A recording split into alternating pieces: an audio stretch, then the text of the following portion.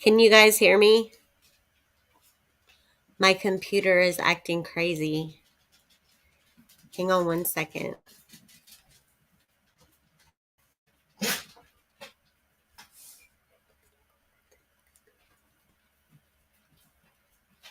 Okay, can you guys hear me now? No, it hasn't been canceled. Penny positive.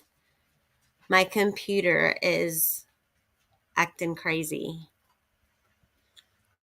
Hold on. Okay. Yes, I'm so glad you guys can hear me. I was getting scared. Okay. Hello, May, Magic Mouse, Robo Granny, Scotty, Kentucky, Penny Positive. I bet some people left. Lenny J, Daisy Joe, Trixie, Coco, John Cena. Well, if all of you guys are still in here, Constance Honeybee, hello. My dog's barking, and you guys, I sound a little raspy because it's allergy season. Hold that thought.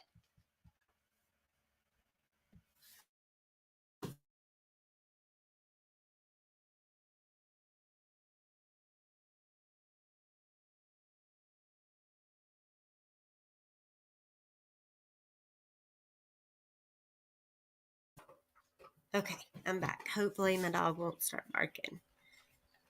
Sorry about the technical difficulties. His puppers must have had a boo-boo. No, I haven't used this computer in a long time, and I'm trying to I want to be able to watch the clips with you guys, but I've never done screen sharing before, so it's completely foreign to me. Um I think I got it down, but we'll see. So I hope everyone is having an amazing Friday. Um and I appreciate all of you being here. I think I have a fun little project for us. It got kind of exciting this afternoon. Everyone went live at once, but I know the libs are at the doctor, so I hope the appointment goes well. And Beth Dutton was here earlier. She is on the road going to the mountains. I'm super jelly. Hello, Dodie, Southern Girl, Momo of Two. Welcome, welcome. So, who has been missing the Lightning Tiger? Has anyone been missing him lately? It's been kind of quiet without him. I don't think it's gotten to the point where he's the most sought after person on YouTube. And remember, he told us that's what he was going to be. He said he was going to be the most sought after commodity on YouTube. um, if anyone didn't see, my friend Benny had a post that he put out earlier. He's still kind of ticked off at Earn too, because some of the stuff he did impacted his real life, and it still, affects him even today. So if you get a chance, go over to Benny's community page and give that post a like and just let him know, that you support him. I think a lot of us are fed up with Lightning Tiger. I know that he has some new friends, but I mean, come on. I don't honestly think that everyone has changed their mind and they view Ernie Shell as this great guy now. There's no way. He's done too much. And I'm still heartbroken and ticked off for the people that donated to his bond money. And he plays it off like, oh, it's just a failure to appear. Well, yes. In essence, a failure to appear. I mean, you get one of those if you don't show up for traffic court. But here's the thing. He was indicted by a grand jury for a felony charge. He's as good as guilty. He would have walked that day had he just gone to his arraignment. You know, he would have just pled guilty or not guilty, and then his whatever he pled to would be the determining factor of where it went from there. Hello, Tracy. Everyone coming in. Yes, a failure to appear on a felony is pretty serious because they want you a little bit more than they want the person who didn't show up for traffic court. I mean, and then when you combine that with all his antics and crap since not showing up for court that day, because make no mistake about it, there are people that are clipping his little antics and all the times he goes on live or hops on someone's panel, he thinks he has it all figured out. That if he deletes his videos and just leaves no trace, then it's no big thing. Nobody can prove that he's been online. Well, dummy. The YouTube video is what got you in trouble on January 12th. So you're up here hopping right back on YouTube like it's just no big thing. And he might have a few people convinced that it's not a big deal, but it is a very big deal. It's a very big deal, and it sucks because all the people he's really supposed to care about, like his family, his mama, his mom, all of those people are in Kentucky, which is the one place he refuses to go. And he said he's already been back there. I don't believe it. I don't believe he's been back there. The man had to decide whether or not he was going to pay his phone bill or buy a Happy Meal the other night. And I'm guessing he decided to buy that Happy Meal because we haven't seen hide nor hair of him. Do I think we will? Yeah, because I'm sure that some numbskull sent him money to pay his phone bill. I don't know. I think that someone sent him money. So what would be another reason that Ronnie Shell wouldn't want to go to jail? Well, we know he just doesn't like to be contained. He likes to be out there doing his own thing. Doesn't want any rules and regulations. He doesn't like, going with the grain. He likes to fight against it at every opportunity. But another thing is in almost all 50 states, if you're convicted of a felony, you have to give a DNA sample. Now, we're going to talk a little bit more about DNA maybe the next little segment I do, because DNA comes up a few times. But some states only require a DNA sample at conviction if it's a violent crime that you're convicted of. But yes, Arnie's going to have to give a DNA sample. He says the state of Kentucky already has it, and they may. But here's the question. How did they obtain the DNA sample? Was it given willingly or was it collected on a scene? Perhaps a scene that took place 10 years ago this month. It was 10 years ago this month that Ronnie King's life was taken from him. And it was brutal. What they did to that man was horrific. And I use the term they loosely because we know that there's one person sitting in prison who said, yes, I'm guilty. I had something to do with this crime. But as you've heard other people say, and I posted it on my community wall, complicity to murder means that there is a door open. Someone else can still be charged and convicted of that crime. They can serve time for it too. But what I thought we would do is, because when everyone else was going over the trial before, like when The Stand was doing it, and then when Rap showed all the trial videos, I didn't watch it in its entirety from beginning to end. It was a lot. And there was so many other things going on at the time. I don't know. It aggravated me because some things were so blatantly obvious to me. And I'm like, why are they not pushing this further? So I thought what we would do together is just kind of start at the beginning, like not at the very beginning, like not chronologically, but we're going to kind of start different little sections at a time and just kind of have fun together. And I'm going to share some of the things that I've learned in school with all of you, and you won't even have student loan debt at the end of all this. So that's a cool thing. I just thought it would be fun, and I'll kind of want to revert back to what I like to do, which is true crime. And Ernie is a whole true crime. So we'll kind of, see how things go hand in hand. The Ernie then and the Ernie today, not much has changed.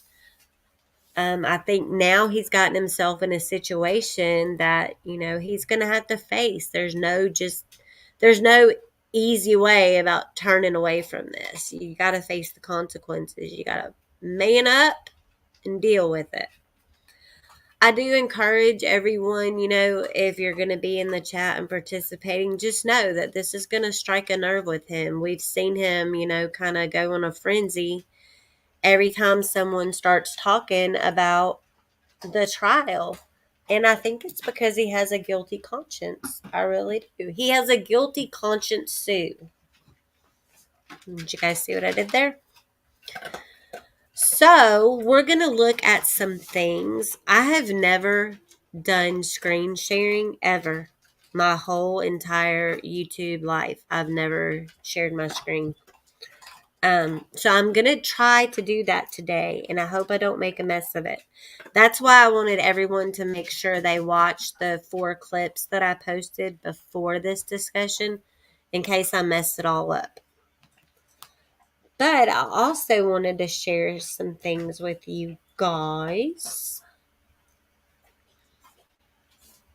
The first 2 clips that I posted had to do with what he said. So we're not going to watch those. I'm going to play them for you on my phone because we want to focus on the words that he says because something stuck out to me. So let me get the first one.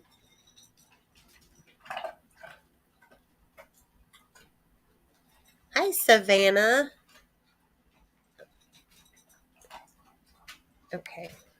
Come on.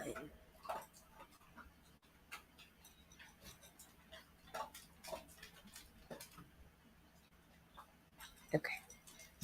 Let me turn it up loud enough. And I slowed it down when I posted the clip because I wanted everybody to be able to understand what he said. Can y'all hear my dog eating? He's so loud. Okay, here's the first clip. The only way I've ever heard of Ronnie King was through he was a manager or something at some apartment complex in Eastbrook, and he stated that he had worked for him before and he could make money off of him, and that was pretty much it. Okay. And of course, I never did do that. Never did do. No, I never did take him to Ronnie King or. Only way I've ever. So that was kind of interesting to me. 2 things stuck out to me in that first clip. One is he said he never met Ronnie. He only heard of him as being a manager at an apartment complex.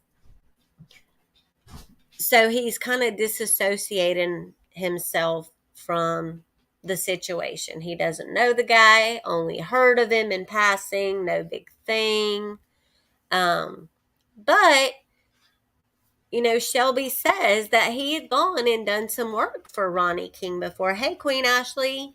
Hey, Sandy says. Scotty, I don't remember if I said hello to you, but hello, everyone. So I would think that as Shelby's brother, if Shelby had been going over to this guy's house and doing work, that Ernie would have heard his name at least a handful of times. Hey.com. Um, so I don't know. That's one thing that stood out was his, completely taking himself out of the equation. He doesn't know this guy, never met him, had only heard his name in passing. Also, at the end, he said, but I never took him there. Like, he wanted that to be known. Nobody asked him if he took him there. He just made sure he threw that in the end, saying, I never took him. And it's funny because later we're going to play the clip, like in a couple of weeks, of when Jimbo talked to Ernie at McDonald's, and Ernie stated twice, I didn't go back. I didn't go back. So, I don't know. So that's one of the things. Now, clip 2 kind of goes hand in hand with clip 1. And this one is just 1 minute and 7 seconds. So, and the first clip, he said, I've never met Ronnie, don't know who he is. I've only heard his name as being a manager of an apartment complex. And I never took Shelby there.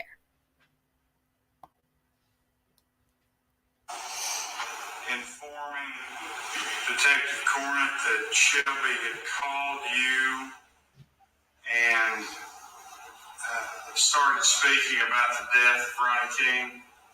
It was not a phone call, it was face to face. Okay, the first time was face to face? The first time was, he had hinted on the, he said, did you hear about what happened to Ronnie King? I said, who? Because that was not even a familiar name for me at that time. And then I started looking into it, and I was like, yeah, because I was actually on the computer, and I was looking up topics when he was talking about it, as he was talking about it. Yeah. And I was seeing things that he was saying, and nobody knew exactly what it all happened, but he was filling in pretty much the gaps and being in private investigations, it was kind of clipped on. And then I asked him a question. Okay. Did you see what he did there? He said that Ronnie King was not even a name he had ever heard of. But just 1.5 minutes before that, he said that Ronnie King was just someone he had heard of being an apartment manager. And just that quick, he said, no, I've never heard that name before. But he also wanted to interject the fact that being in private investigations and all, and he does a lot of that throughout this trial. He makes sure that that people hear, like he wants to portray himself as this professional, law-abiding citizen who is a private investigator and blah, blah, blah, blah, blah. Kind of all the same stuff he tells everyone else, except it's not easy for him to get up on the stand and spew all this great stuff about him. Clip 3 and 4, after we go over a couple of things about behavior analysis, I really hope that I'm able to share my screen. No, Maggie, I'm not talking about Jimbo. You know who I'm talking about. I literally just played the clip. Was that Jimbo talking? No, it was not. We're going to do this series I have going. We're going to do it the way I have it planned out and not the way other people want it. So, mods, if someone comes in trying to throw everyone off topic, time them out. And then if they still keep it up, just block them, because this isn't about drama and chaos. This is about all of us learning how to develop our critical thinking skills and put them into action, good use. Maybe some people need to sit back and listen. Lord have mercy.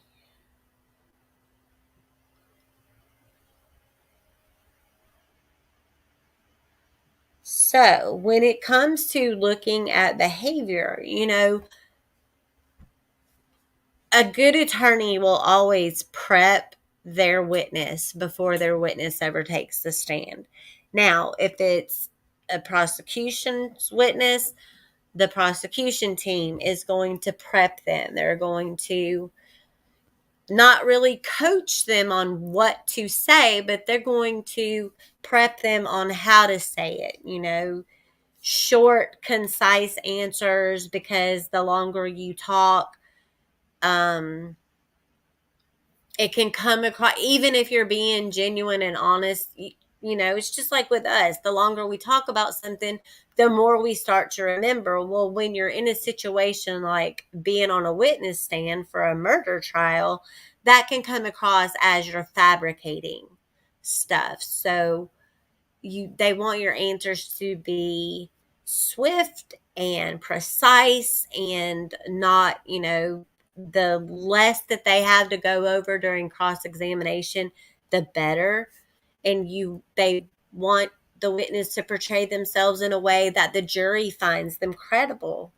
So, ways that you can tell, though, if someone is not being honest in what they're saying,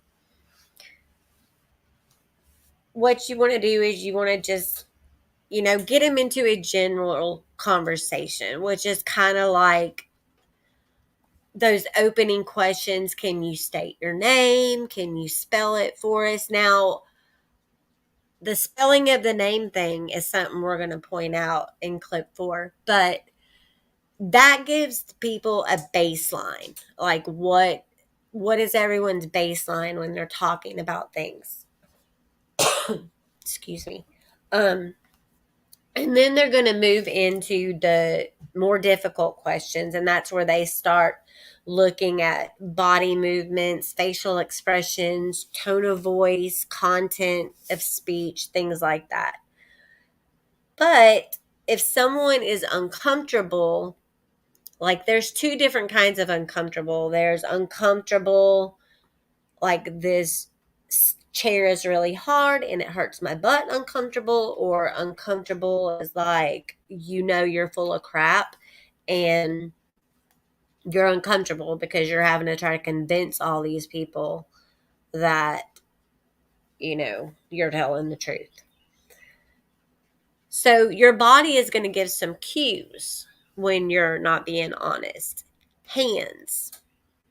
So before we watch the next 2 clips, I want you to think of these things.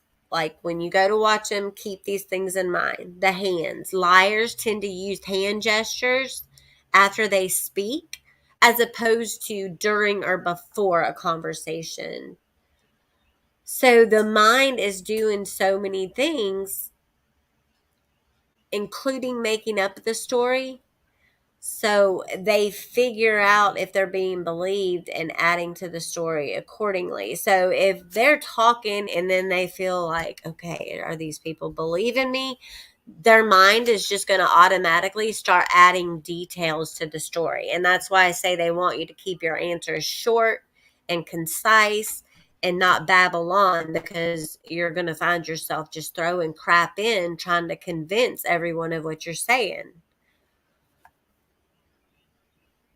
And then when they're doing all that, they're going to get their hands moving because they're trying to be animated and convincing. They're putting on a whole production trying to convince you that what they're saying is the truth.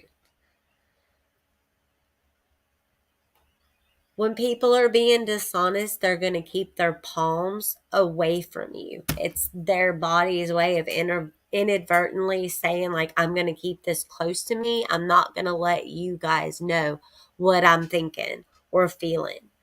It's just an automatic reaction with the body. And these tips are, these are like the way FBI people train how to look for behavior analysis. And I'll put links and everything to the articles in the description so you can read it all in full.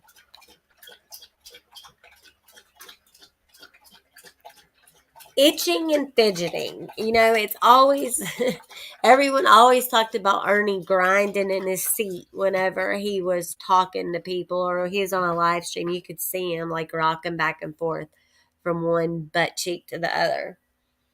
Itching and fidgeting is a telltale sign that someone's full of crap. They're going to rock the body back and forth, cock the head to the side.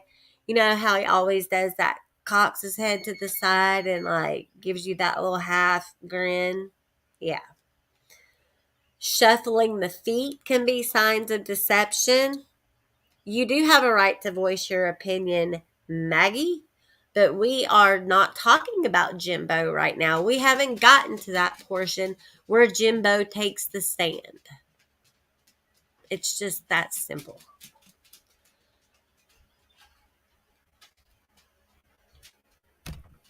So, fluctuations in the autonomic nervous system, which regulates bodily functions, can also have an effect. When people are nervous, these fluctuations in the nervous system can prompt people to feel itches or tingles in their body, which in turn can cause more fidgeting. So if someone's like playing with their ear or they're constantly, messing with their hair, if they're grabbing the back of their neck, if they're reaching up around their mouth, all of those are signs that someone may be dishonest in what they're telling you. It's not always the case because sometimes people get a hair in their eye or their hair's brushing the back of their neck. But if it's a constant one movement after another, they're probably full of crap. The mouth. Rolling the lips back to the point where they almost disappear could be a sign that someone is lying by omission. When people do that, they're holding back emotions or facts. So they're just giving you part of the story, but not all of it. They're just keeping something back from you. Change in complexion.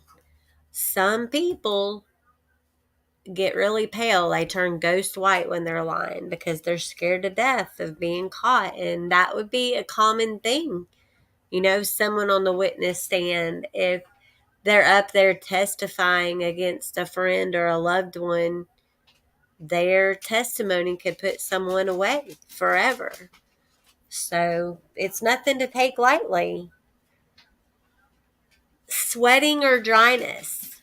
Autonomic nervous system changes can trigger liars to sweat in the T area of the face, which is the upper lip, the forehead, the chin, and around the mouth, or have dryness in the mouth and eyes. And when we get to clip 4, we're going to see what dry mouth looks like. The person might excessively blink, squint, lick or bite their lips, or swallow hard. Another thing that changes when someone's lying, tone of voice. A high-pitched voice. When people are nervous, the muscles in the vocal cords might tighten up, an instinctive response to stress, leading the voice to sound very high-pitched.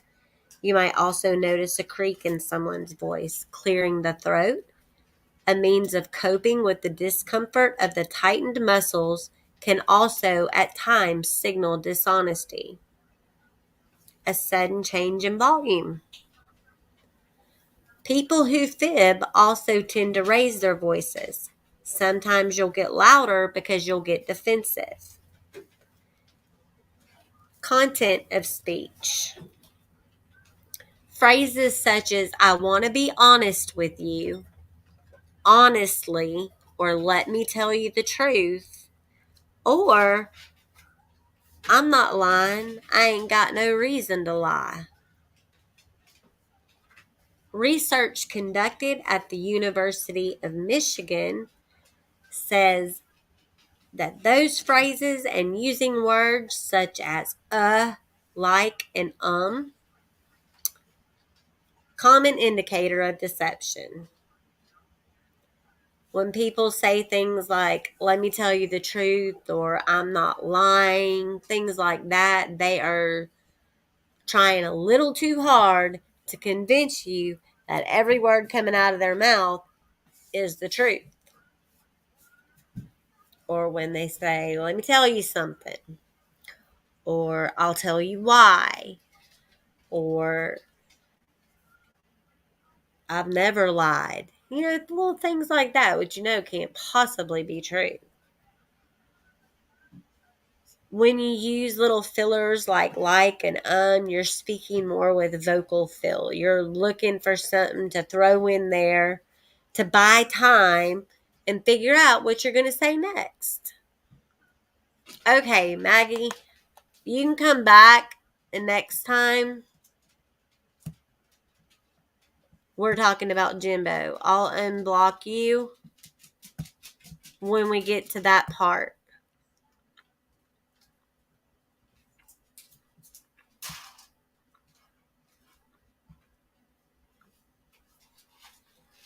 Oh, wait, who did I think I accidentally blocked the wolf lover. See, Maggie, you're messing this thing up. Stop it.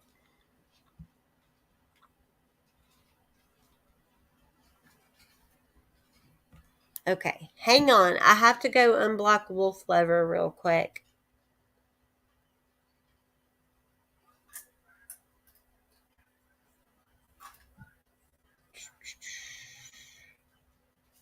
I don't I've always been kind and respectful to Maggie. I don't know what the deal is. I don't know.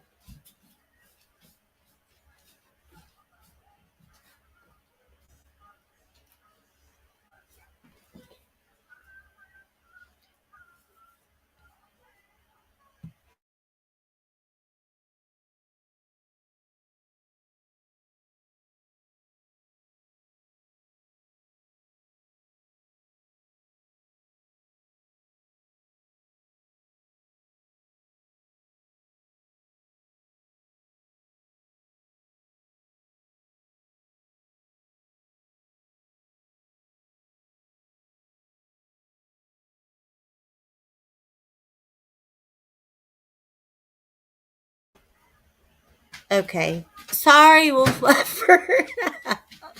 Ah. Okay. Maggie, I promise you, I'm not going to keep you blocked forever.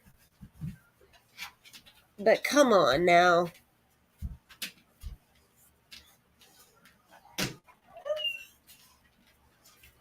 Okay. Slip ups. Most of us are natural born liars. That's just the way there is. Everybody tells a fib from time to time. We stretch the truth. When we're younger, we don't tell our parents everything we did on that Friday night sleepover. We don't tell them that we went and rolled the neighborhood or, put shaving cream all over someone's car. We just don't. When we're afraid of being criticized or ridiculed or reprimanded, people stretch the truth.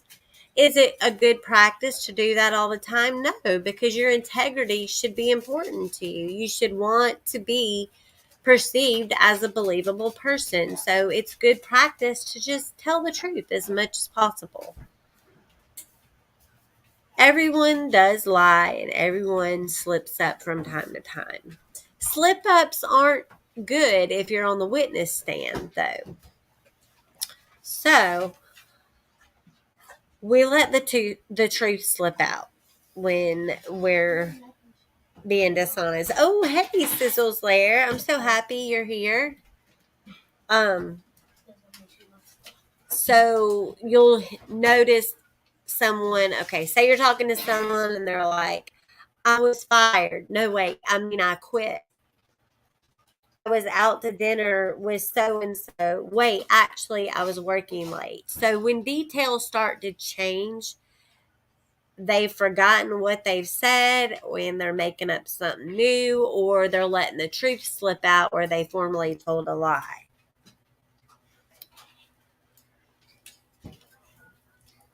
So everyone has nerves. So when you're prepping your witness to go on the stand, you want to get to know what their little quirks are. Are they a fidgety person? Because the jurors are going to perceive that as nervousness, whether it's from lying or they're just nervous in general. 9 times out of 10, the jury is going to think that you're just lying. Okay, Lisa. Yeah. Send them to me in Messenger, or you can email them to me. Um. So if a witness is repeatedly taking lots of drinks of water, let's say, for example, plays with the mic cord, talks with their hands, cleans their glasses. All of that is considered stalling, like they're stalling to think of an answer. Or they're not telling the truth and they're just nervous. Witnesses who rock back and forth or shift position are seen as uncomfortable about what they're saying, as are witnesses who play with their hair, jewelry, tap their nails, crack their knuckles, grip the edge of the table. Hi. So all of these little body cues tell us something. So next time when someone is telling you a story, notice those little things. That's what these first 4 clips were about, is being able to pick up on verbal cues and body cues that tell us there's more to this story. Something is just not adding up. Yes, Sandy says. Count how many gulps of water he takes during the defense questioning. It's nuts.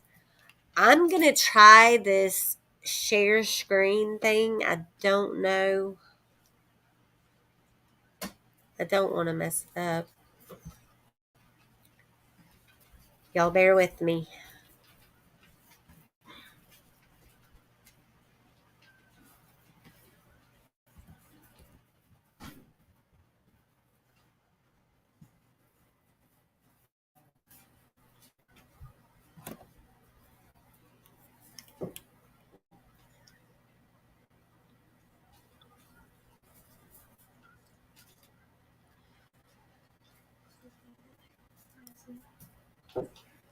Also, you guys, if I'm not monetized right now, if you are finding any of this informative, entertaining, helpful, or even if you don't like me, if you want to donate to me, it's $ chasing justice, because times are hard.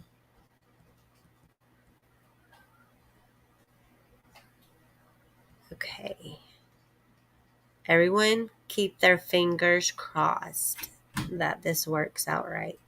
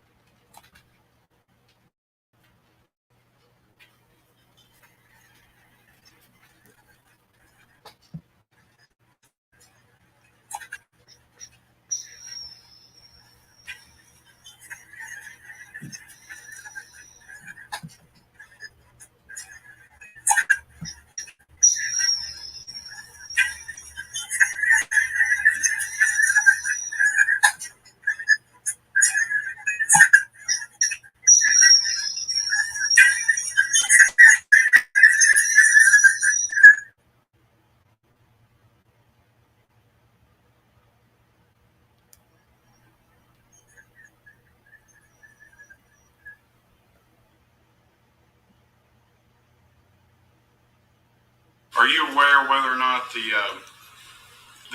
interview between you and Miss Warren was recorded? Yes, sir. Okay. Was it or was it not? Yes. Okay. All right. Well, let's go then to the first time from your statements here today. When was the first time that you said something about confessing? When was the first time that Shelby informed you of his involvement with Ronnie King's murder? I think it was the day before, the 25th, 24th. Okay, and how did that conversation arise? He actually called me up on the phone. He said, I'm on my way. I think he said, I'm on my way down. and I want to have a brother's day and a family's day. And I said, that's cool. I said, that's real nice. I mean, he just had got a job, he was married. And I thought everything was going good. But after I started talking with him, and he was saying he's wanting to go to Everett's and get the family, and just he had a bag of presents for them, and something in his voice just triggered, and it, just instincts. And I just started realizing things, and I drew a timeline up and started putting pieces together, what I know to what happened, and from the internet really, and just as he's telling me things, he was like, "Well, I want you to meet." He said, "That file you've got," he said, "you used for a mask or something." He said, "I need you to bring that." And I forgot about the file, and of course, I met him at Walmart in Corbin, Kentucky, and he asked first question he asked me, he's like, "Did you bring the file?" I was like, "No, I didn't. I didn't bring the file." And he said, "Oh, we really need that God bless the file, and I really don't want to go to Lowe's or wherever you get one." And then, as we sat in the vehicle, he pretty much explained what all happened. Okay, so tell me what he explained. Okay, so you see how he goes from like really solemn, he just looks like he's not happy to be there, but when it comes to giving details, he perks up and he's like excited to start giving all these details. That is just something that I took note of. And that's why I told you guys, get a little notebook and jot down some notes or some questions that you have, because I'm curious to see like what you guys say or what you guys see. Okay, hang on, I'll click it to full screen.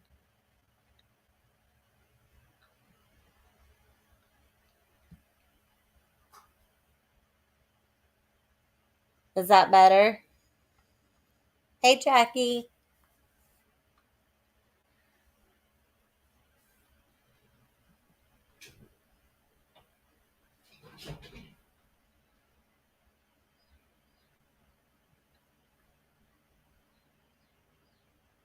Sandy says, where does it say full screen at? I have mini player and default. Oh, here we go. Yay! Is that better? You guys, I'm doing it. I've never shared my screen before, and I'm doing it. I'm so proud. Thank you guys for being patient. Okay, so we're going to finish watching. What happened?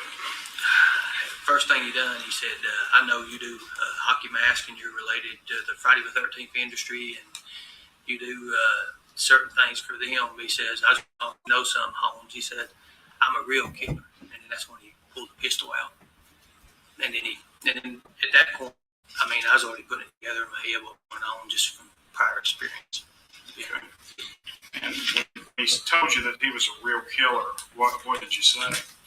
I tried to laugh it off, like, "No, man, you're crazy, man. No, just like that." And he's like, "No, I'm a real killer, Holmes," or something like that. And that's when I knew it was serious.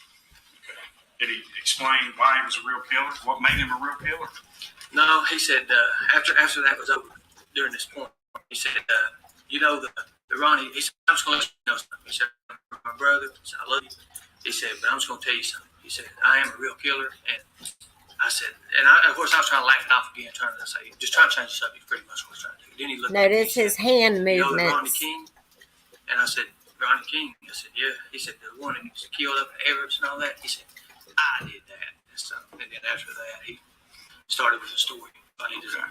So in the story, after he's told you he's killed Ronnie King, first off, let's go back to the gun. You said that he had a weapon on him. Mm-hmm. What did that look like? It was a blue 38 Smith & Wesson. Okay. And how did you know it was a Smith & Wesson? I could see the label on it, and I'm familiar with weapons. Okay, so he was a little fidgety there.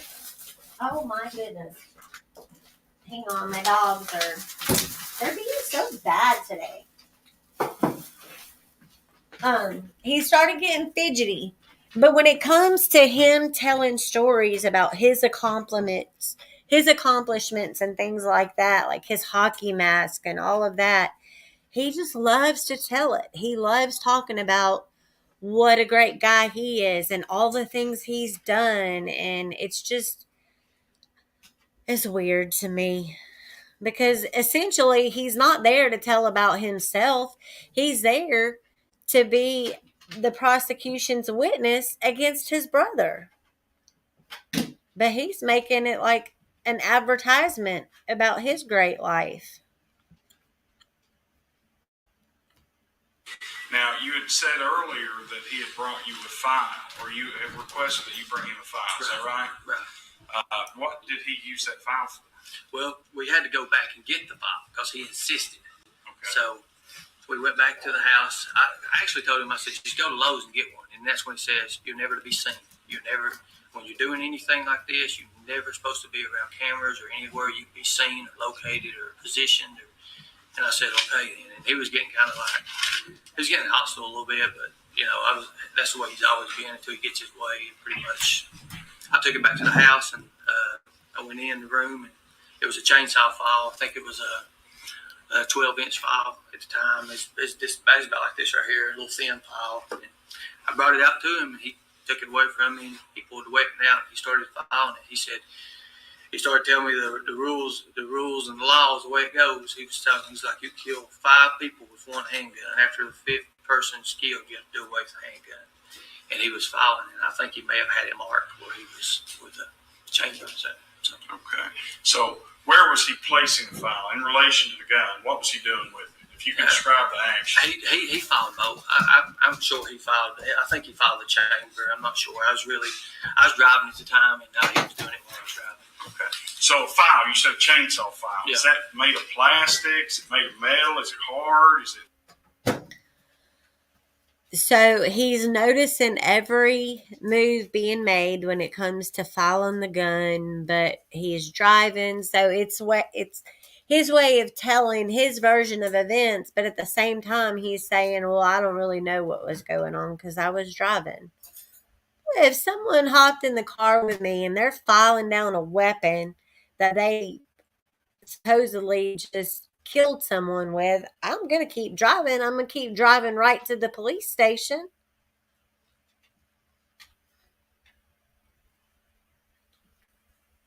What is that?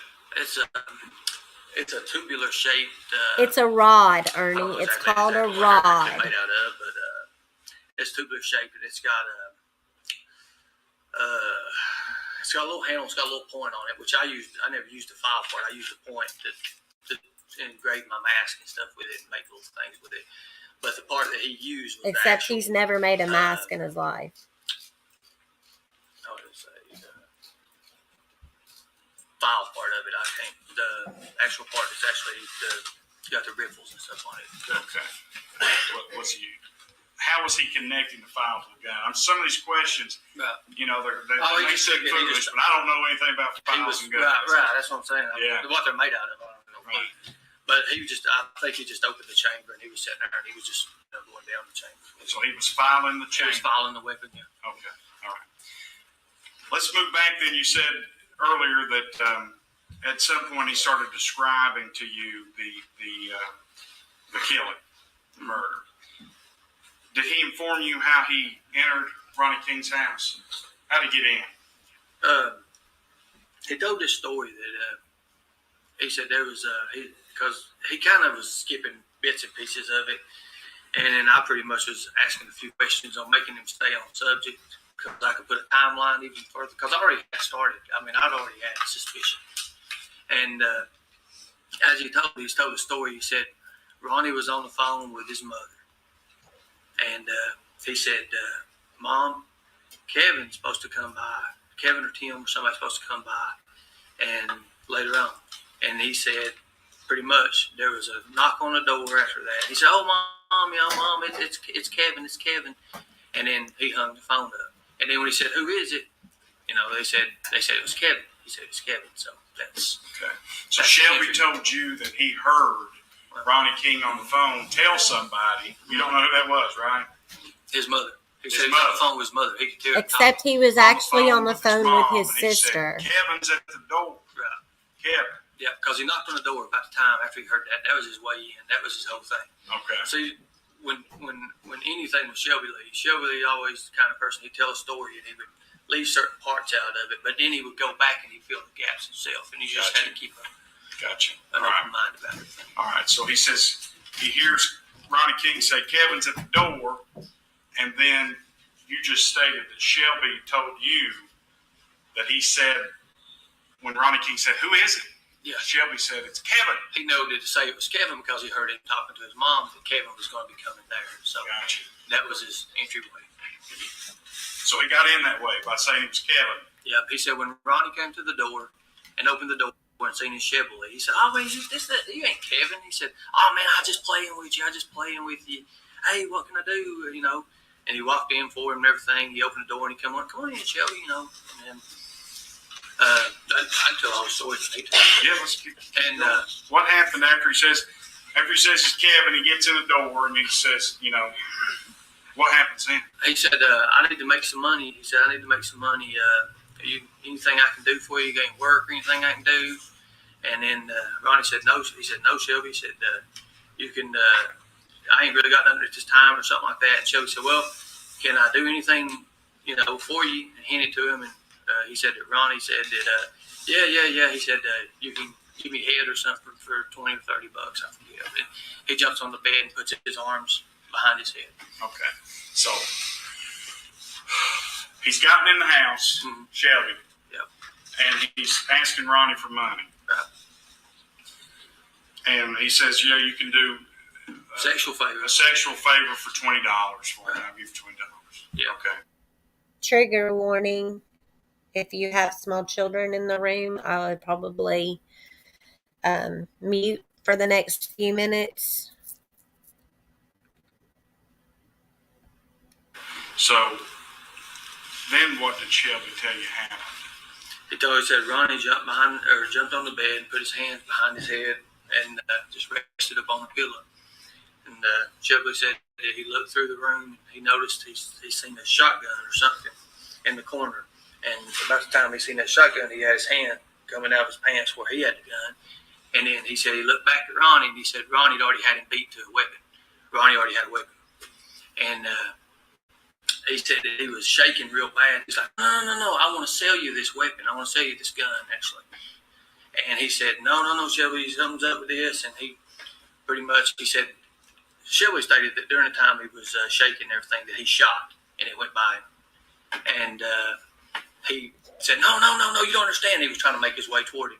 So he talked him out of putting his gun down. He said once he put his weapon to the side, Shelby was close enough to hit him with the back end of the weapon or something and hit him with an elbow in it. So, okay, so was that it? Was it over then? He just hit him with the gun? No. He grabs a hold of him and he tells him, he asks him, he's like, where's all your money at and this and that. And at this time there was a shelf or something. And he's pointing, he's like to the shelf or something, and he turns over the whole shelf in a bookcase. And he said in a bookcase there was like a key or some other, I don't know if it was jewelry or what it was at the time, but there was something in that bookcase. And he had a bag and he just started stuffing stuff in it, and he was trying to get him. So he said he put the gun up to him and he asked him what the code for the safe or something was or where the key was at. I don't know. Okay, we're going to pause for a second because there was a comment. Yes, Robo Granny, he doesn't look up much. And what they actually teach you or train you when they're prepping you to take the stand, you want to make eye contact with the jury. You want to seem invested in them and that you're wanting to, give your account to them. You care about them being there. You're taking this seriously. He never looks up during his testimony with the prosecution. Okay. At any point in time, did Shelby talk about restraining Ronnie King? Yes. After that, he made it look like he was just going to rob him. He kept telling him, he said, "I'm going back to jail anyways. I can't stand this. I can't live this kind of life." And he says, "I'll tell you what I'm gonna do. I'm just gonna tie you up, and I'm just robbing you, and my life's already ruined." So I guess he coerced him into thinking that he was just going to rob him. but he was going to tie him up. Okay. How did he tell you tied him up? He said he used duct tape and zip ties. Duct tape and zip ties. Where did he tell you he duct taped him? He set him in a chair. He said he set him in a chair or something, and he was duct taping, and he was trying to duct tape him. And he said that Ronnie kept moving and breaking, and he said finally he got the zip ties, and he's zip tying him. And he never really mentioned the placements of the zip ties. He just said, figuratively speaking, zip ties. Yeah. And as he's taping him up, he got to where his mouth was up, and he was getting ready to start taping it. And he said Ronnie started moving and didn't want to, because he couldn't breathe, obviously. He was just going to some way like suffocate him. And he said he just started, his dying adrenaline was kicking in, and he was breaking stuff loose. And he said, he looked at me, he said, never before have I ever had anybody break loose from duct tape and 7 zip ties. That's what he said. Shelby said that about Ronnie King. So as Shelby's telling you that he's duct taping Ronnie King's head and mouth and coming up over his nose, Ronnie King starts to break free.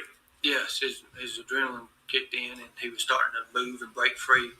And Shelby said he went through the house looking for a hammer to knock his brains out with it. And he said he couldn't find the hammer, and then he finally felt that pillow, and he said he tried to finish doing it. He said he was coming up out of it. He said he put the pillow over his head, and he said Shelby had a little motto back then. I don't know if it's still true to this day, but it was everybody has an expiration date, and he's the stamper. And he had a reason for everybody to be, why he was doing it to them. And like even members of my own family or our own family, he had reasons that he wanted to, go forward with. But anyways, he told Ronnie, he said, you remember my son and Tabitha, they lived in your apartments and everything. He said, your apartment had mold or something in it, and you didn't do nothing about it. My son ended up in the hospital, and he said, that's your reason to die. And he said he put the gun over the pillow, and he said he pressed really, really hard. And he said as he's doing it, he said, Ronnie said, they can live there for free. They can live there for free. And he said, they don't live there no more, motherfucker. And bam! And that's what he told me. Okay, so bam. I mean, I think that I know what you mean by bam. Yes, but unfortunately, this is a court of law, and we have to be specific. What do you He shot Ronnie.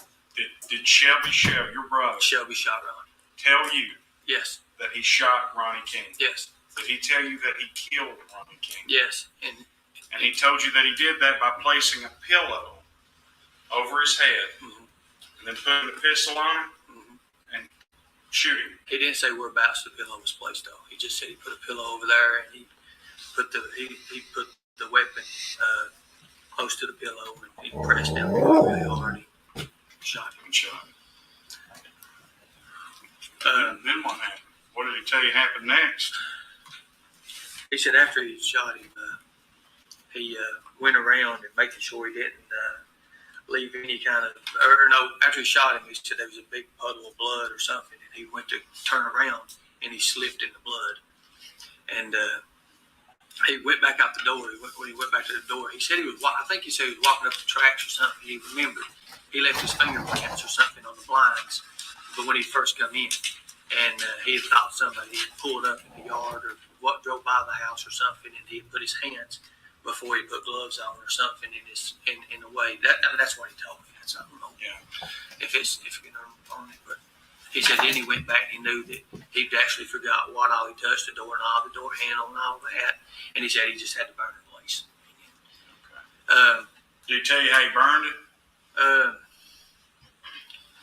I can't recall exactly where he said he started at. I mean, but he did say he burnt the place. But he said before he burnt the place, he went back where Ronnie was at because he said the gunshot was still or something in his ears and it was deafening him. And he thought somebody had come in the door because. Can we just take a minute and acknowledge the fact that he said it deafened him? It was open. When he left, he said he thought it was closed. And he got behind the wall, and he said, I thought he was kind of saying he's paranoid or something like that, and he's hearing things. But he said it was where the gunshot had went off, and it was in an enclosed area, and it just deafened him. And then he says he goes back to where Ronnie was at and everything. He said he knelt down, and he talked to him. That's what he said. Okay. So, and then I asked him. I said, "How do you?" I think I even mentioned. I said he was dead at this time. He's like, "Yeah, but after I got finished with it," and then he said, "That's it." That he never told me no more specifics or anything about it. Now, we're not going to go into detail about it today. It'll either be during the next segment or the following.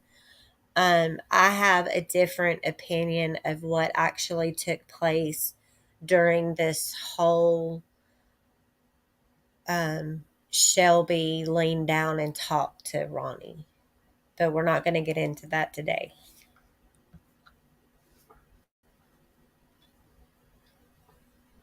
Okay.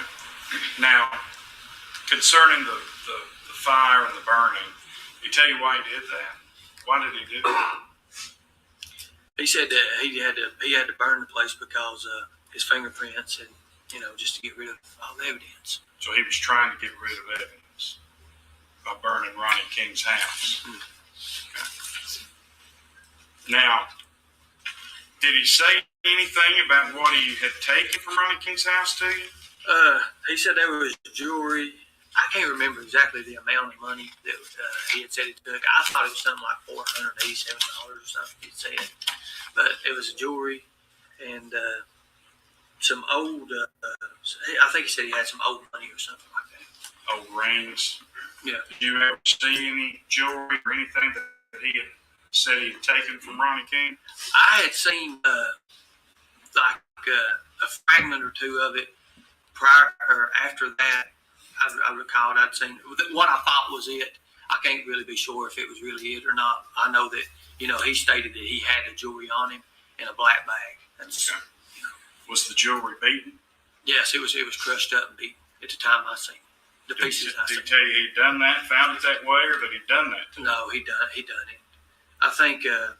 So he can't recall that Shelby told him he stole, but he can recall verbatim what Shelby heard and said while he was on the front porch waiting to be let in the house. Little bit of it he had.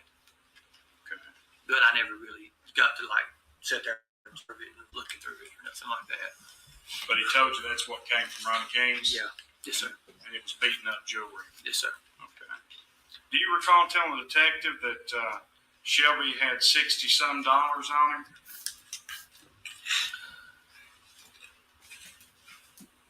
I don't know about $60-some. Okay. I think he stated that he had money when we went through Burger King after that.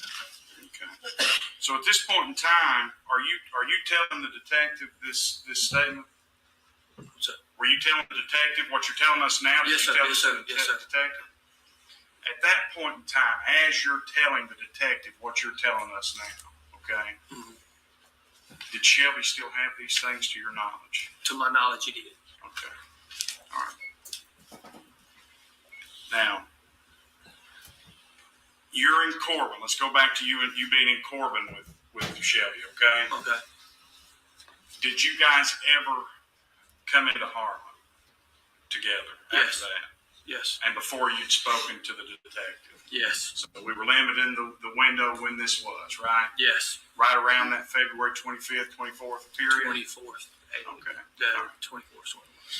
Okay, so tell me about coming to Harlan. What was the purpose of that? He said it was going to be a family day. And he wanted to go and buy. He had a bag of stuff that he left in the car. He said it was a bag of presents that he had for the family. And later on, we found out there wasn't a bag of presents, but he was telling me rules about the game on how you do it and get away with it. And he said, rule number one: don't never be seen, don't never make no stops nowhere. You go straight to the director, to the target and out. And at this. Now, keep in mind, by that point, the prosecutor has asked him, what was your purpose of going into Harlan? They have moved kind of away from the crime itself, and now the prosecutor is wanting Ernie to explain why they went to Harlan. What was the plan for that day? And he starts to answer, But then he goes right back to telling more story about the crime that had just been committed. This whole time I was trying to change subjects and do everything I could because I knew, I was shy of a doubt. I mean, I knew what was going on. And that pretty much gave me just a look on his face when I would look at him. It was just, and I would just get like these vibes of evil. And that's what I thought, just plain evil. And I was like, I'm going to die. And as we was going through Dayhort, I think it's Dayhort, he stopped. He said, come up here. I'm going to show you something. And I drove him up to Dayhort there, and he stopped. He used the bathroom. He was using the bathroom. But at this time, he's already told me this story. He left the pistol inside the car. And just like I told the detective, I said, I started to grab the pistol myself and shoot him because I knew what he was doing and I know what he was going to do because he'd already been, just letting on hints of what he was going to do. And just, I don't know, it's just, with my family, when it comes involved with my family, the things he said that he was going to do and how he's going to start pandemonium and the things that he know how to get away with. I couldn't do that. I couldn't go through that. I couldn't watch my family just be one by one took out of this world. Couldn't do it. As you were there in Dayhort with your brother, were you fearful? I was very scared. I mean, I've been a bounty hunter for, at that time, 12 years. And, I'd seen things before, but nothing like this. And put myself in a situation where I'm in it. When he was out and he was using the bathroom, I really thought he was going to kill me. I really did. Because after he got back in, I said, just make me one promise. And he said, what's that? I said, just promise me if you're going to kill me, you don't shoot. You give me a fighting chance. And he looked over and he laughed. He said, nah. He said, I couldn't do that. He said, you know too much of that martial arts shit. And I said, yeah. And then I knew then it was. Okay, so what happened after that? We drove to my mama's house. We drove to my mama's house, and it was I recall it might have been a Wednesday night because she had church, and as we was going up the driveway, my uncle Bruce stays in my mama's house, and he put 3 shells. He turned the chamber and he put 3 shells in the chamber of that pistol. Turned it around and locked it in where the first one would actually go off, and it wouldn't let it spin. He put it to where the shell would go off. And I said, what are you doing, Shelby? And I started thinking I counted 3 shells. My mama, Bruce, and me. And that was what come to my mind. I knew then something had to be done.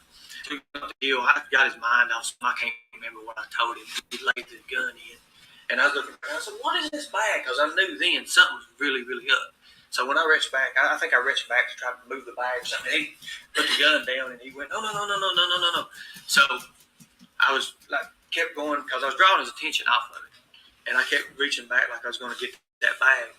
And then when we pulled up and parked, we parked in my, down below the hill there. There's like a little spot right beside my Uncle Joe's. And we parked there and he got out. And I said, let's go look this bag real fast. He got out and run. Well, the gun was there. So I got out of the car. When he opened that door there, and he already shut the door and got his bag out, and I'd hit the lock button, and he said, no, I need to put it back in. Then I knew he was going for that gun. He was wanting to, but the door was locked, and I wasn't doing it. I said, Luke, what's wrong with you, man? I said, wait, what are you trying to do?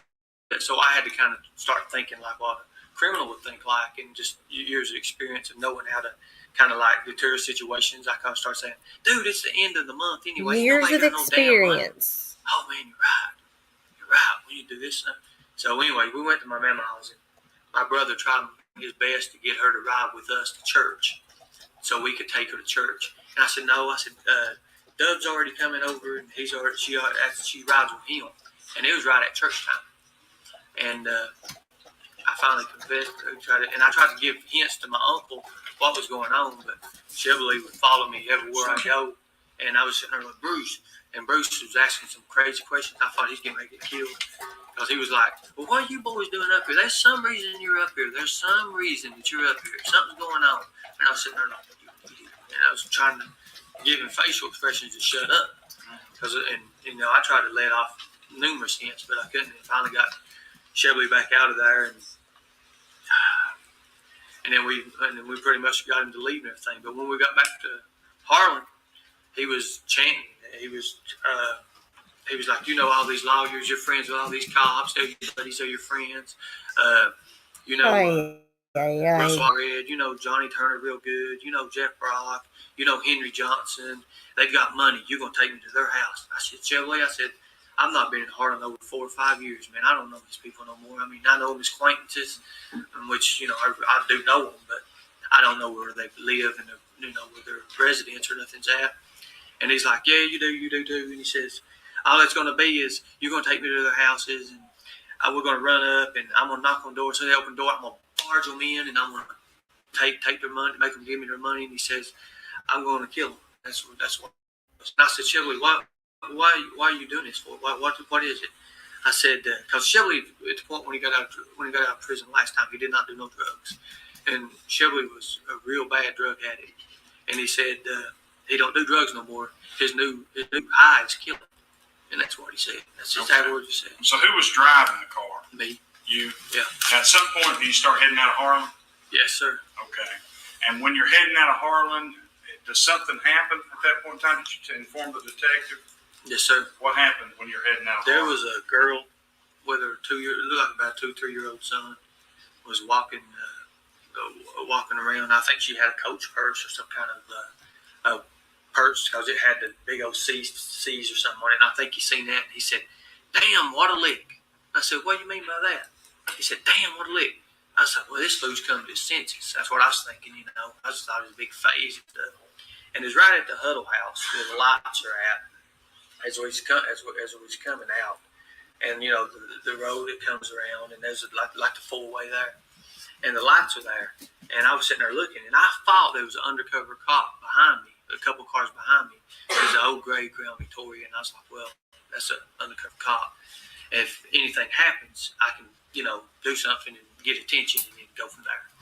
But he rolled the window down, and he said, damn, what a lick. He said, he pointed a gun, and I said, well, what are you going to do? He said, it's just going to be pop, pop, pull over.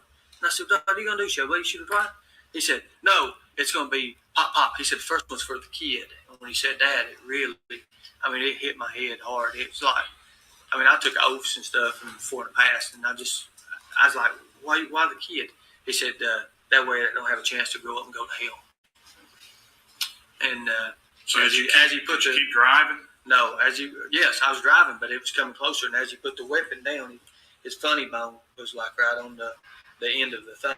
He had the pistol on the girl. I don't know why she didn't move, but she's like, and she could see it, and I seen him lay the hammer back, and I was watching his hand pull back, and I said, I got to do something. I stoned the gas, and I got T-boned, and I tried to get T-boned.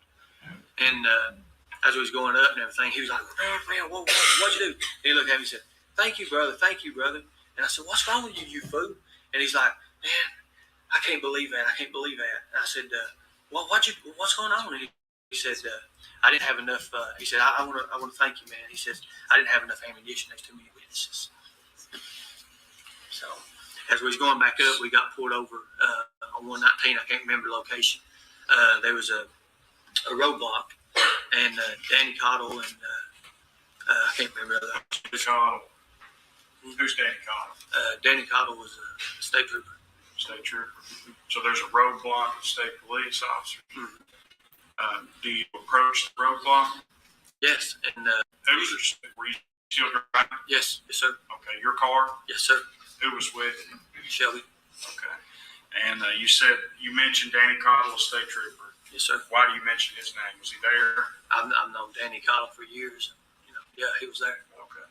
Did you have an interaction with him? Yes, sir. Can you describe that for us? Well, usually when I approach any kind of roadblock, I had a name for fighting and being a professional boxer. People just wave me through. The police say just like, hey man, we just wave you through because they know what I'm saying. This time he stuck his head through the window. He's actually stuck his head through there. But before he did, my brother, he said, we're going to get stopped. He reached back there and got a jacket or something and covered his arms where his tattoos wouldn't be visible.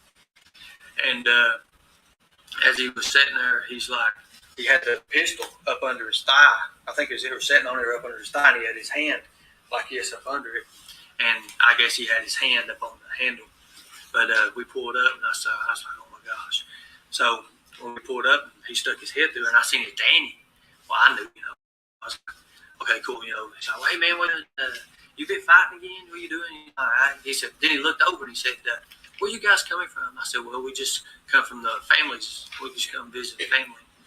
And I was trying to give him signals, but it was dark, and I couldn't really do nothing about it because it was right beside him. He was, him, and I just couldn't do it. And then as he motions us over, but this time I'm about to start sweating, and I'm sitting there holding it in, just from private training that I've had, just with interrogations and things. I'm driving up the road, and he looks over and he says, "Man," he said, "you really do know all these police officers." I said, "It's just, comes with territory," or something like that. And he said, "Well, you just saved his effing life." And I said, "What do you mean by that?" He said, I started just to reach down, and he said, I already have a hand down. He said, I started just come up and shoot right across your face. I said, you know what, you probably hit me. And, just trying to get his mind off stuff, just not in particular that, trying to put loved ones in the way of innocent victims. Because, I was thinking, hey, this man, he may still have a heart somewhere. But then he said, no. He said, it wouldn't hurt you. It might deepen you a little bit. But he said, I started to blow his motherfucking brain. And that's the exact words you said. Okay. And he said, you saved his life. Now, I may have asked you this before, and if so, I apologize, but I have a terrible memory, okay? Sure. So, the person that you've been with in this car, you've stated it was Shelby Shell. Is that correct? And the person that you've stated has told you that they killed Ronnie King, the person Shelby Shell. Is that correct? Yeah. Shelby Shell is your brother, is that right? And one last time, or the first time, is that Shelby Shell, the defendant sitting here in this courtroom? Yes, sir. Okay. I have no further questions. Pass the witness. Cross-examination. So, we saw a lot going on there. We saw lots of fidgeting, lack of eye contact with not only the prosecutor, but with the jury. He never looked over at the jury at all. And that's who you really want to connect with. Try to get to the next video.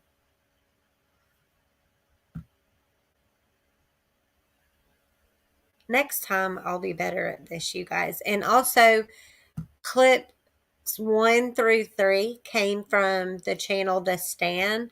If you're not subbed up to them, I put their link in the chat. Go ahead and sub up to them.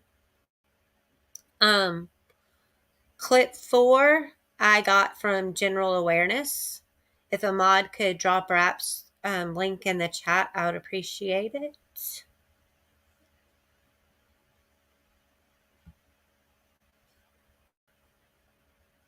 All right, this is the cross-examination, and you're going to notice a difference in demeanor.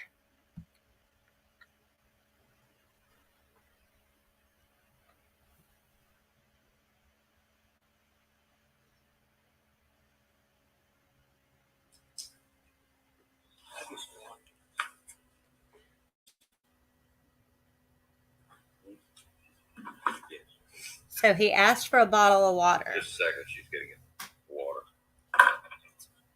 You can go ahead and start.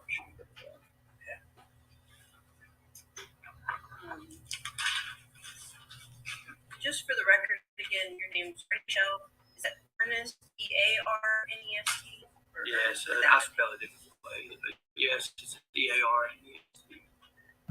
And now that I found interesting because she asked him, is that Ernest? Earnest.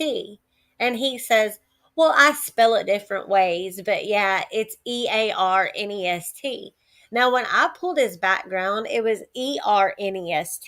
So I don't know. That is something that I'll try to, get to the bottom of.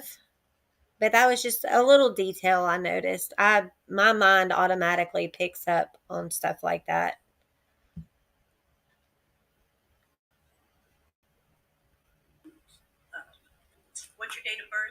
12/31/79. So you're the older brother. Yes, ma'am.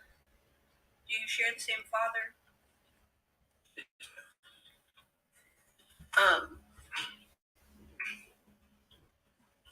He had shared the same father.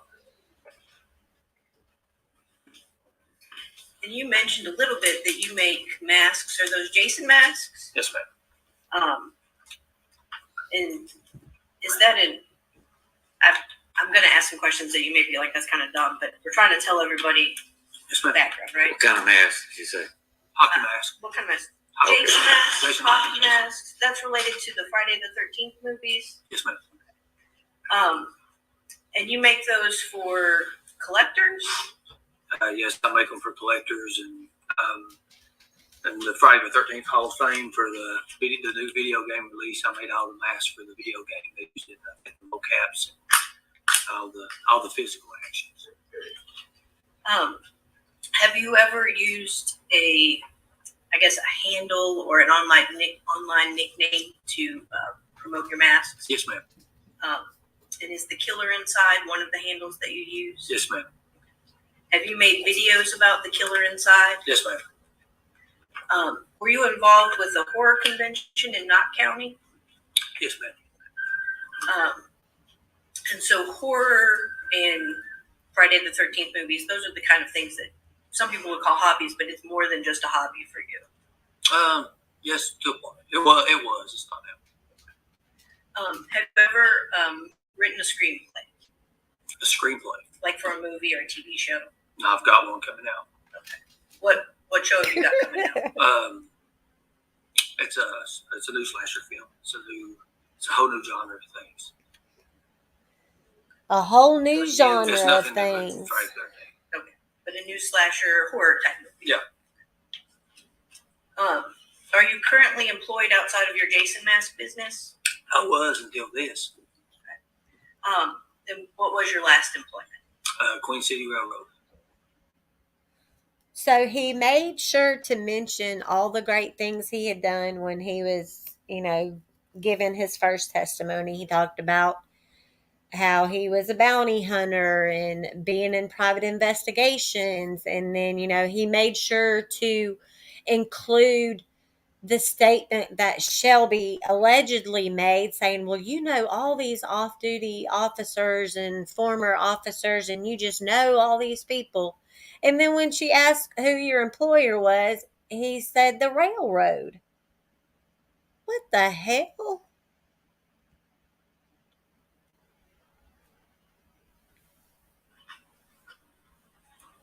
You mentioned in testimony that you've been a bounty hunter. Been a bounty hunter. Were you licensed? Yes, ma'am. And what states do you? State of Tennessee. Tennessee. Yes, Now, ma'am. he told us he was licensed in like 13 states. Deputy in Tennessee? No, ma'am. I was a corrections officer in Tennessee. Corrections officer. Chief corrections officer. Sullivan County Community Corrections. Can you state that county again for the record? Sullivan County Community Corrections, Kingsport. So you've never claimed to be a Campbell County Sheriff's Deputy? Campbell County, no. You've never had a Campbell County Sheriff's Deputy ID badge, for example? Campbell County. No. Okay. And you don't claim to have ever been a Sheriff's Deputy Liar. in Tennessee or Kentucky? Never been a Sheriff's Deputy. Nowhere.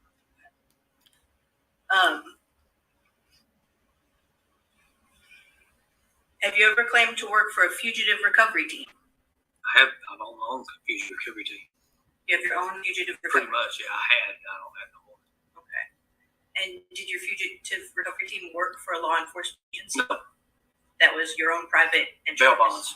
He's We just set up our super own things, thirsty. different bounty hunters. It's licensed. They come together and we team up and we. What's your license number in Tennessee?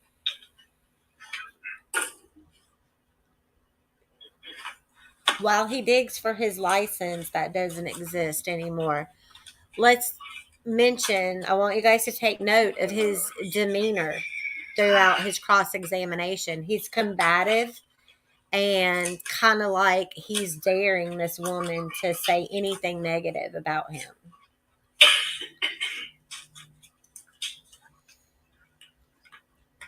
He makes eye contact with her.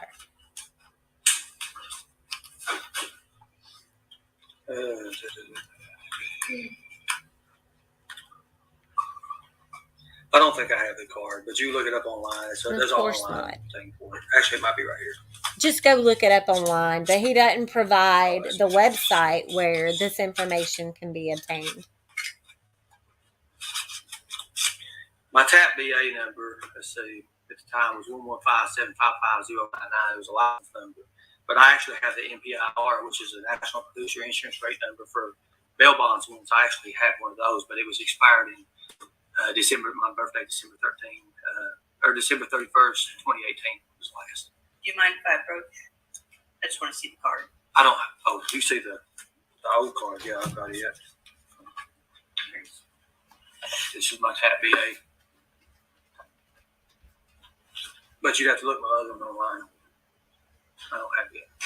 The NPIR I don't have. Okay, hush, Ernie. Do you mind if we make a copy of this? Yes, go ahead. He wasn't expecting that. It's outdated, but it's all I have left.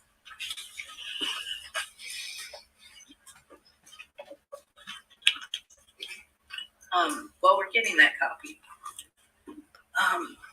you mentioned Look at the boxing. smirk on his face. I think I thought that you were into wrestling and MMA, but did you say you were a professional boxer also? I was a professional boxer in Indiana. Had 4 fights. Is there any licensing for boxers in Indiana? Yes, ma'am. And do you have your license? There's an online license agency. I've not done it in 16 years. Actually, it's going to start back here in April. They offered me a professional fight in Knoxville under John Faust, and I was going to be reissued a new license. But you also do participate in MMA and wrestling? I'm one of the founders in Kentucky of mixed martial arts. He's a one-upper. If they ask him if he does one thing, he has to take it a step further. Participate in that with you? Yes. In MMA and wrestling, I guess, to put it simply, were you a good guy or a bad guy? And MMA and wrestling. In MMA, there's not really a good guy or a bad guy. I mean, wrestling is the one that portrays. I've worked both sides. So you promote and tell stories about the wrestlers and grow your brand. Is that something that you do? No, I never promoted wrestling. Okay. Only MMA. And at the time, it was not called mixed martial arts. It was called NHB. No holds barred. Completely irrelevant. Reality Fighting Championship was the name of the company. Reality fighting, reality entertainment. And you promoted in Bluefield, West Virginia also. Yes, that was a wrestling thing. That was a co-promotions in Bluefield, West Virginia. And you hired off-duty police officers to do security for your event, correct? Now take note of how he said it was a co-event. You know, he didn't want all that blame on him. Yes. And you failed to pay the wrestlers, correct? Yes. And those police... Your Honor, may we approach?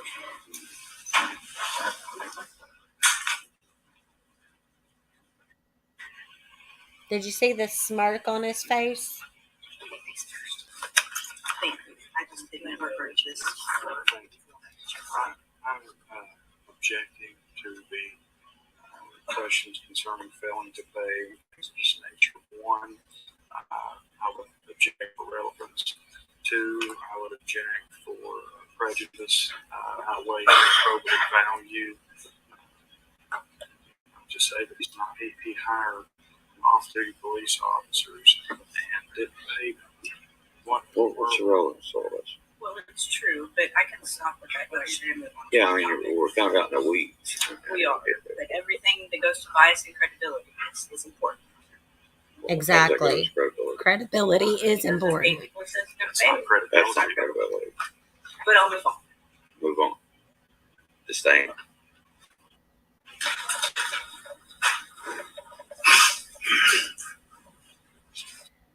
Now we've got 4 times more items online to give you more Michaels than ever before. May I say something? No.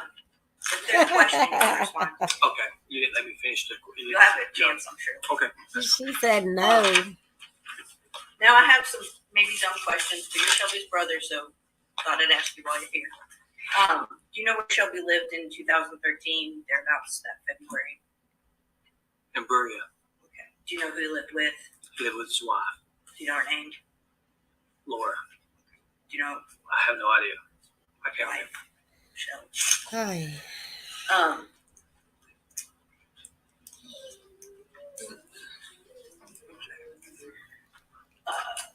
Did you have a romantic relationship with Ronnie King? With who? With Ronnie King. I've never met Ronnie King. You never met Ronnie? Never met Ronnie King. Did you have a romantic relationship with Jimbo Collins? No. You've never kissed him? No. Do you have sex with other men? No. So you don't claim to be bisexual or gay? No. And you don't have a profile on Life Out? No. Yes, he did. Did you date Laura before Shelby married her? Yes. Have you dated Pam Ray Stidham? No. Have you dated Lucinda, Cindy, Lay? Yes. Have you dated Amanda Brown, Amanda Gaylor? Dated or my wife? Ex-wife? Either one works. Yes, thank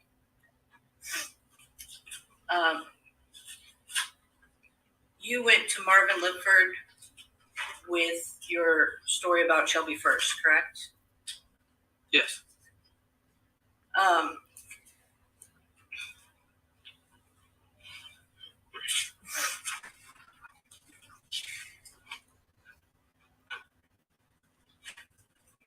That kind of got me off my topic, so we'll go back over to it. You reported, I'm just going to bring up some things that you reported when you spoke with Marvin and spoke with Detective Cornett. Mm-hmm. Okay. You reported that a bookshelf was turned over and that Shelby searched for a book that was full of money. It was a secret hidden compartment book is what I heard, so that's all I know. There was not really much going on with that, except he just stated that. He didn't describe the book, he just said it was one of those compartment book things. You said that Shelby was wearing your backpack and your SWAT boots, is that correct? Yes. Well, he had my bag. I don't know if he had my backpack. His backpack. It's just a little black bag. We'll discuss further down the line. So Ernie guesses that Shelby had his boots on. Keep in mind, Shelby wears a size 10.5, 11. Ernie wears a size 8. At one point, it's possible that you may have told them that Cindy was Shelby's girlfriend. Do you think you could have been mistaken? After it was over, I guess he contacted her and weaved her in. I don't know. But she contacted me and told me a bunch of stuff with Chevrolet. I don't even know that even part of it. I don't remember telling her that. So in February of 2013, at the time that this murder was being investigated, Lucinda Cindy Lay was at times in a relationship with you, correct? Yes. You said that Shelby thought his fingerprints were on the door? The door or the blinds one. It was the blinds mostly he had touched. And you said that he cleaned the blood or tried to clean How do you know if he touched the blinds, I Ernie? can't recall. Would it be fair that if you don't recall and I say that you said he cleaned up the blood, that's probably true? I don't want to replay it. I've got a transcript to refresh your memory, though, if you'd like. I don't know. I don't think he tried to clean up the blood. He slipped in the blood. He told me about him sliding in the blood. He fell in the blood. So on those shoes that were yours, you would expect that there would be blood from the crime scene. Based on what Shelby told you. On the pants leg, he had blood down it. I don't know what side of the pants leg. I can't recall that, but he said when he slipped and his knee hit the blood or something, and it splintered or something. It's just like.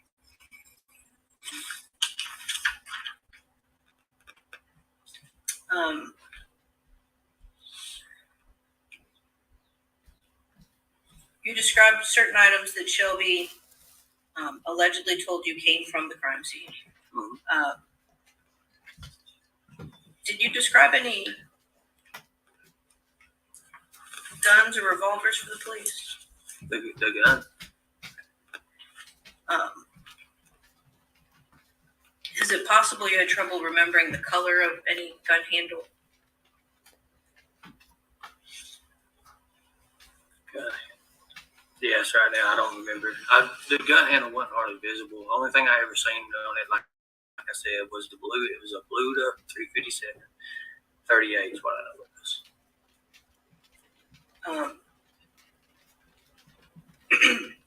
Did you report to the police that Shelby told you that he took Ronnie's tapes, security tapes? Yeah, he said he took security or whatever. I mean, I don't know. But like I said, Shelby was always back and forth. He would say this, he would say that. He would come back and try to fill in gaps.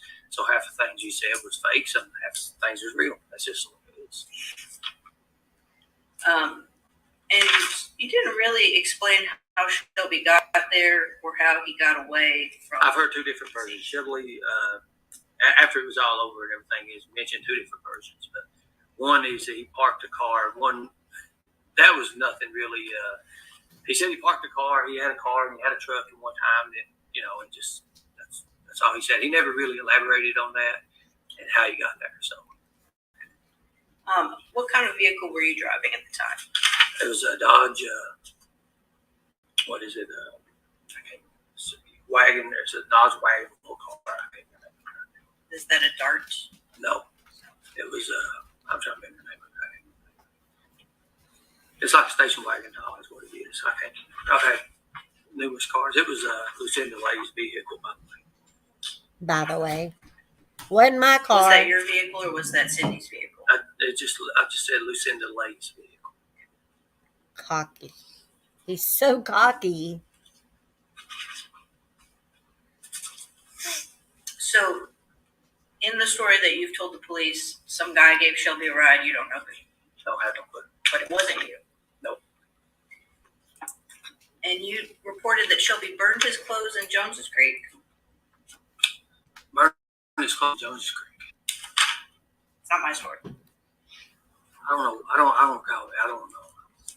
When someone repeats the questions, they're thinking of I can't an remember what he said answer. down with the clothes. He burned them or something. I can't remember exact locations, but he did say something about getting rid of something. Have you ever stated that Shelby's fingerprints came back from a national database? I don't think so. Have you ever stated that Shelby's cell phone was at the scene of the crime?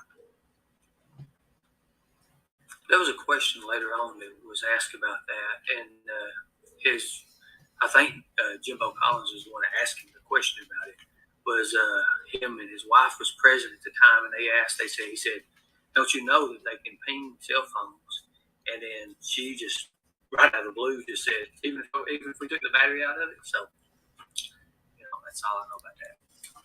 That's all I know about that. And you've stated that KSP has your fingerprints. Is that correct? Yeah, they should have them. And that you had an alibi. Yes. Have you stated that you had special response people watching John Paul Madden? No. So you're denying that statement today? I don't remember that. Let me go back to a couple more things. Can we go back to the question about paying people? About what? About paying people. No, we're not going back to that. Sustain the objection on that. Let's move on. Did you save the file that you allegedly gave to Shelby Shell in the car? No, I never seen the That file after. 12-inch file? Never seen the file after that. Don't know what happened to it. Didn't give it to the police, obviously. I don't remember anything about it. He may put it in the bag. I don't know what was in the bag. And you said Rodney King shot at Shelby Shell first, correct? That's what he told me.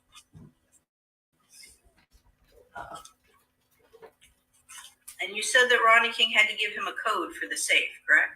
He said something about a code. I can't remember exactly. And you said you were a bounty hunter for 12 years, correct? I've been a bounty hunter about 17 or 18 years. And there's no position of bounty hunter in the state of Kentucky, correct? No.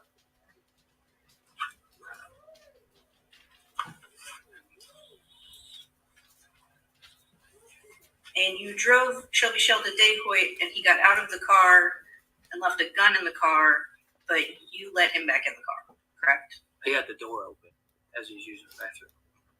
And so, no time on Brothers' Day did you report to the police that you were afraid of Shelby Shell or that he had committed a crime. I was sure. I I was afraid. You didn't report that to the police, correct? Report. You didn't report it to Trooper Cottle or anybody at the roadblock, correct? No, And I'll go back just a little bit. You had mentioned something about the internet.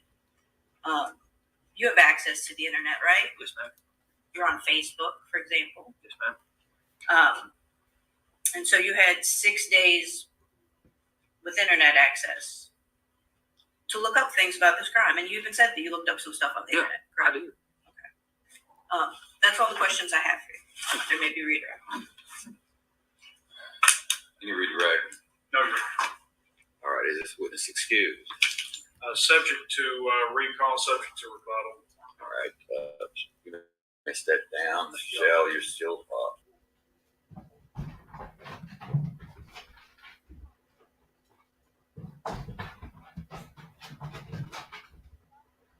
Okay.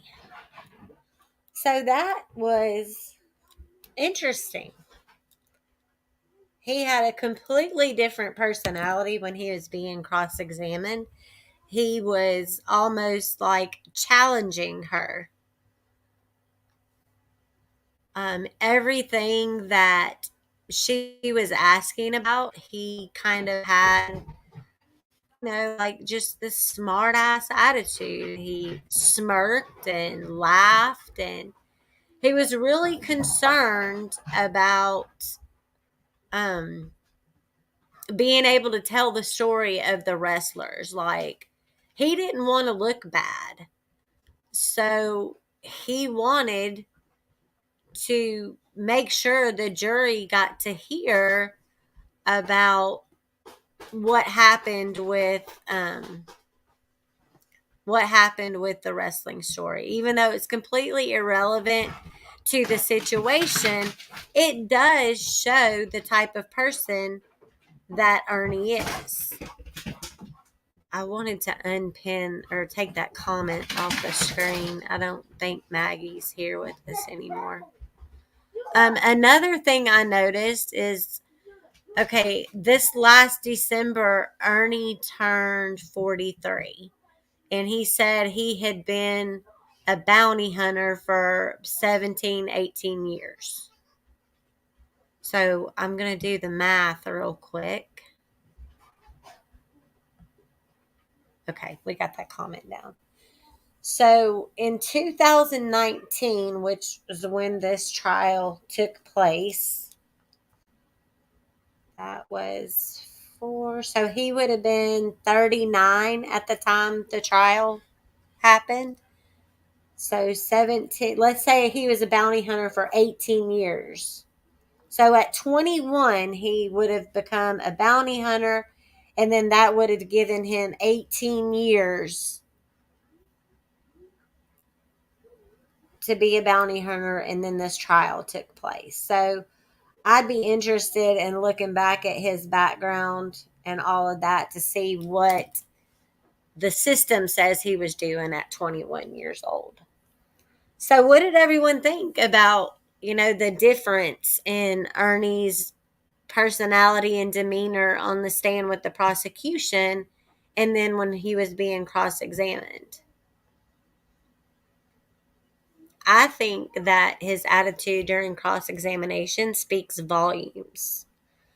Also, he was able to tell the prosecutor all the details that happened, even down to Ronnie's phone conversation that Shelby allegedly heard through a door. I mean, because I've seen the pictures of the house and I don't remember a screen door being there. I mean, if the door would have been closed, even there's windows at the top of the door, so he would have seen who was standing at his door. He was very defensive, Lady R. You're absolutely correct. So my takeaway from these first 4 clips is that Ernie knows a lot of details about what happened that day. In this next part of the project, I'm going to be uploading some clips that gives Shelby's version of events. listening to Shelby talk and tell the story of what went down, I can't imagine him sitting there with Ernie and going into such detail the way Ernie says he did.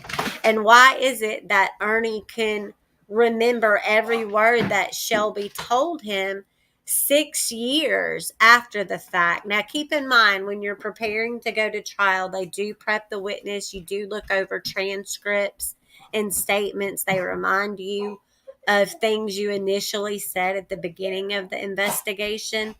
But Ernie got caught up during the cross examination, and the woman even told her, she's like, I have a transcript here of what was said. I don't want to have to play the video again, but I have a transcript to refresh your memory. There was a lot of I don't remembers, I don't really know, things like that during cross examination. Whereas during his initial testimony, he was so matter of fact and sure of himself.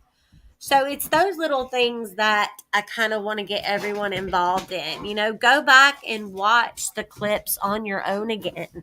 Make notes. And if you have any questions about anything, we can always go back and revisit different parts, because as all of this starts to unfold, you know, our opinions are going to change about certain things. And we're not here to establish innocence or guilt. That's not our job. But I do think it's a fun project. And throughout this process, if it opens one more person's eyes to the type person that Ernie truly is, then maybe that's one person we can save from being scammed or swindled or taken advantage of. My personal opinion at this very moment in time is that Ernie is a dangerous person. I don't know that Ernie has it in him to go out and physically hurt someone by himself, but I do think Ernie has it in him to make a fast buck by any means necessary. I think that he would definitely be involved in a situation like this for monetary gain. Now, a little sneak peek. The clips I'm going to be posting are going to be from the channel Not Today. I think now it's called Not Today in the Cray Cray. She covered this trial a lot too. Now, she has kind of a difference of opinion. If Ahmad could drop her link in the chat, I would be appreciative. Go through and find the videos that are phone calls with Shelby, because there's one titled, Did Ernie Set Shelby Up? And listen to that. Yes, Ernie is a dangerous liar. He has tormented people in this community. I feel horrible for any of the former mods or anyone that ordered t-shirts from him, because it's my understanding that people did finally receive t-shirts. Anyone that has given this man their address and actual location that they live at, not just a mailing address, I feel for you. Because you never know, especially now when he could show up on your doorstep needing a place to stay. By all means, he is welcome at any time to come on here and challenge me. I've invited him to my panel before because I wanted to ask some questions. But anytime you try to ask him a question, he dances around, or, you know, he never gives a solid answer. But, you know, he's welcome at any time to come on here and explain anything from the trial. Maybe 10 years later, he'll remember something that he didn't remember before. But as of right now, my opinion is that he has far too much knowledge of details. Little things give it away, like when he told Jimbo, I didn't go back. Now, that was a good time to get him talking about this situation, because he had just been arrested the night before that conversation at McDonald's. He just got out of jail that morning. He was tired, coming down off whatever he was on. And so he just kind of he just kind of, spoke too much, I think. So I hope everyone enjoyed my first screen sharing fiasco. I'm glad it didn't go bad. I'm glad I was able to do it successfully and we were able to watch the clips together. But yeah, go back, watch them as many times as you need to, and just take note of the things that stand out, to you, and we'll discuss them. Next time around, I'm going to have some more tips about investigation. Remember, in any investigation, the questions you want to answer is who, what, when, why, and how. You want to know who committed the crime. Was it one person? Was it more than one person? You want to know who the crime was against. Who was the victim? What was the crime? In this instance, it was robbery and taking someone's life. When did it occur? This happened in March of 2013. Where did it all take place? The situation took place at Ronnie King's residence, the place, his sanctuary, where he was supposed to feel most secure. He had family living immediately in the area. I think his son or brother or someone lived right next door to him. His sister didn't live far away. How did it happen? What were the circumstances surrounding how it took place? Either was it in the middle of another crime? Yes, his death occurred in the middle of a robbery. Why did it happen? What was the motive? And next week, as I start uploading clips, you'll see that not today. I kind of get the feeling that she thinks Shelby is completely innocent. Hang on one second.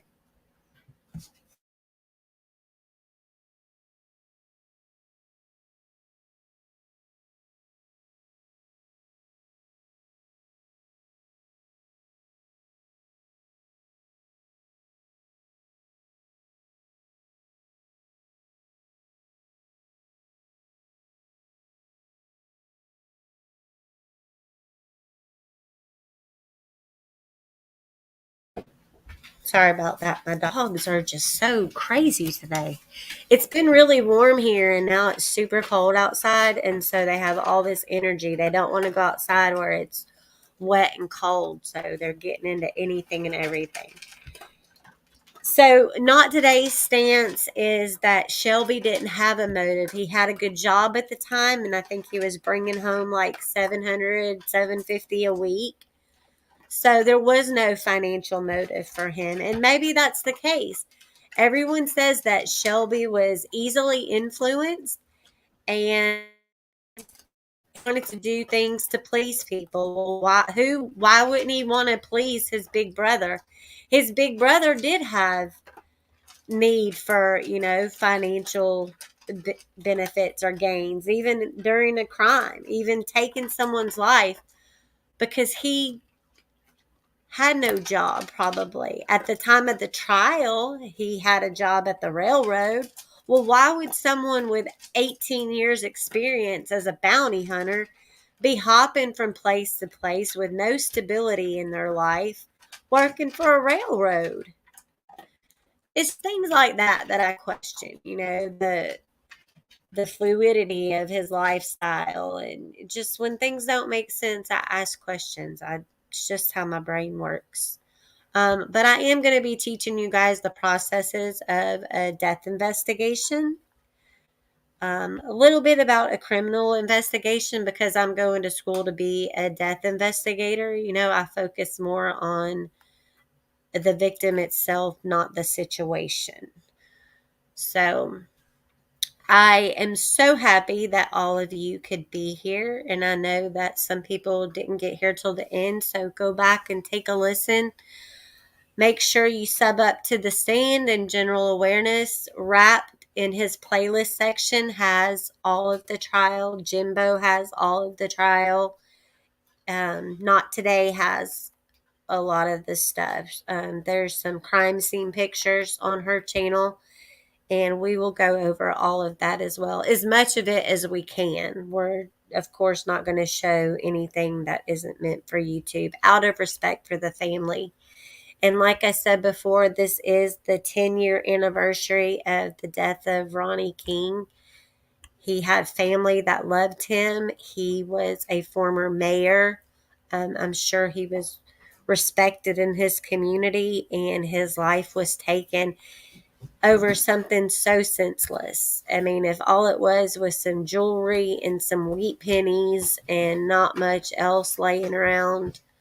There was a lot of big ticket items that got left behind, but you have to keep in mind you had people, leaving the scene. They're not going to take stuff that could trip them up or get them in trouble. You're not going to fill up the back seat of your car with a bunch of stolen property and cruise down, the country road. It's just not going to happen. And then we're going to go over the surveillance video, because right across the street from Ronnie King's house, there was a funeral home that had security cameras. And Ernie and Shelby look a lot alike. Shelby is much taller. So we're going to look at the image that the security camera caught, and we're going to talk about who we think it could be. There's just some things that don't make sense, like fitting a size 11 foot in a size 8 boot. And when it came time to talk about the blood on the boots, Ernie didn't want to talk about the blood on the boots. He wanted to talk about the blood on Shelby's pants. He didn't want to talk about Ernie's boots. He wanted to talk about Shelby's pants, which I found interesting. So I hope everyone enjoys your weekend. Stay safe. Be kind to each other. You never know if tomorrow is going to come. And just be in prayer. Send up good thoughts and vibes for the family of Ronnie King. And I will see all of you soon. Thanks again.